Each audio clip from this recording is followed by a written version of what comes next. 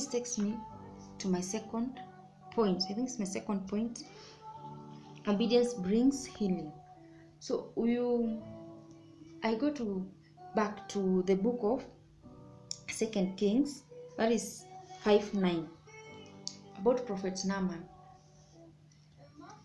Prophet Naaman was a army commander, and God had given him success. He was very successful.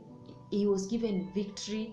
Even the master or the king loved him, because through Naaman, the city got victory.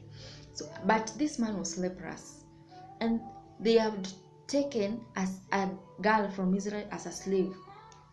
But this girl was brought in because of Naaman's life, if you look it in that perspective, because this lady told the wife to Naaman that if only my master will go to the prophet in Israel, he will get healed.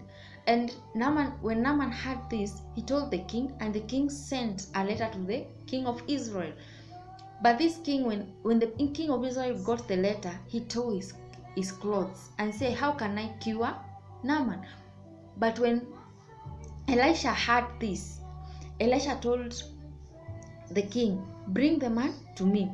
So when Naaman went, he thought that this prophet, because I'm the army commander, this prophet will come out, lay hands on me, touched me. But no, even the prophet did not come out. He just gave an order. He gave an instruction, because he knew that this man is a commander, and being a commander, you always and obviously give commands, so you know how to follow commands and instructions, so you know how to obey. When he was told like this, he was so furious. He felt like this man has disrespected me. But the servants told him, if you are told to do something else greater, you will have done it. What about this? Just go and dip yourself in River Jordan and let us see. And he obeyed, and he went. And when he dipped himself in the river, his skin became smooth like that of a child. He was totally healed. And then we went back. You see, he was given instructions and he followed, because he had the right people. And this brings me to your surrounding. Who are surrounding you? When you're given commands by God, who are those people who are around you? Will they motivate you to go to where God is leading you? Or will they be the one to tell you, stop that, how can you do such a thing? No, if the servants will have told Naaman, hi, with your status, the way you're highly ranked, how can you do such a thing? Then Naaman could not have gotten his healing. So for you to obey God and get this healing, mind your surrounding. Who is surrounding you? What is your environment speaking about what you have been commanded about?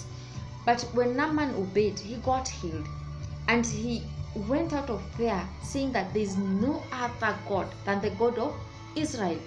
At this, it brings me to tell you, do what God has told you. It might look impossible, but just do it.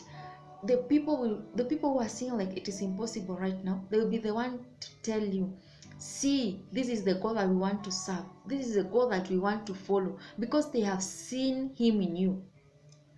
I have seen God. God works in journeys. God takes people through processes, and he walks with them, so that when people sees you, even ask the great people, they'll give you the journey, the story, like the process, and how they obeyed the commands of God. How can God trust you with something that is big, and these small things you cannot obey? Just obey God. If God has told you open this business, just open it. If he has told you do this, you just do it. Do it. Obey God. Do what God has told you to do. It is more, I'm telling you, it is more sweet than any other thing. You will be blessed. It will surprise you. Sometimes you see things and you're like, wow, is this what God was preparing for me? Just do exactly what God has told you to do. It is very, very, very important. And it is anything that God tells you, he has already seen. He said, the Bible says, God always see the end even before it starts. At the start, you will feel like you want to quit. In school, we are reading a book. I don't remember it, but I remember the picture. This man had an axe. He had hit the wall. Alikuwa amegonga ukuta. Imebaki tu just one. He could just hit just once, and he could pass to the next side, to the other side. But he gave up and he went. What if you are at the age, you are there, it is just that one step and you make it, and you're like, no, I cannot obey, just do it. Even if it feels like it is pinching you, it feels like it is not worthy, just do it. Even if you feel like how will people see me, how will they view me, just obey God. Just do exactly what God has told you, and believe you me, you will not regret it. You will not regret it. You say, I wish I could do this earlier. There are some decisions I made and it was like, I wish I did this earlier. There are relationships you enter into and you know totally, this is me alone, there is no God here, and you ask God and God is saying totally, the answer of God is capital no, and you're like, I just came to inform you because you should just know I'm in this, but God has totally said no, and you enter. I'm telling you, ile hasira itakutoa hapo, ile kisirani na kutoa hapo. Nobody will tell you get out, and you're like, I wish I could listen to the voice of God. I wish I could have obeyed the command of God. It is not pleasing. Most of the time, saa zingine we expect God to give us what we want. Yani we want God to come to our point of view. Mimi Mungu nataka unipeleke hivi. Unaona? Nataka kwenda tau, but nataka kwenda na hii njia. But God is telling, it's not that road. This road, Mungu akwambia si town unaenda. It is not town you're going this direction. I'm like, God, I want to go to town. I want you to come in. Yeah, like come in and go with me in this direction. But God is telling you, no, it is not that direction. Go this direction. Even if you're seeing like this direction it has so many blocks, you go. Maybe the blocks are just the way of Satan telling you, don't go. If you go, you don't even have money enough to start this thing. If you go, you don't have even people who will help you to go. I have come to realize, if it is God's plan, it can never fail. And at the appointed time, He always orchestrates the right people, the right finances, the right thing. But you have to step first. God will tell you, let's say for example, you have to start a business, and God is telling you, I want you to start this business. You will not just sit down there, the shop will come to your house, the money will come to your house. No, you will first go out. When you go out to look for the shop, you find the person who say like, my shop has been here, just don't pay, just be selling your things, that's fine. When you're okay, you'll pay me. Is that not God? But if you're just staying there, you're waiting for that shop to come and find you there seated. This shop, come find me here, money, come find me here.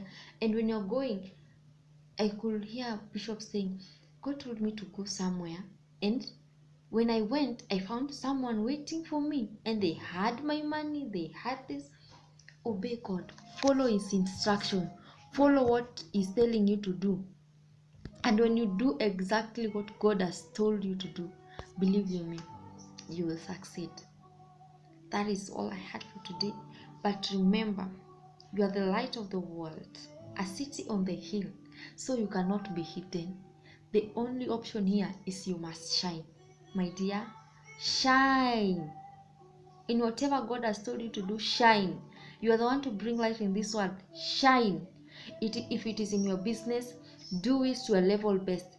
Shine. If it is in whatever area you're doing, if it is in the office, if you're in the field, if you're anywhere you are, shine and let the glory of God be seen in you.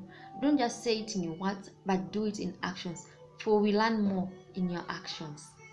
Bye. Until next time. Bye.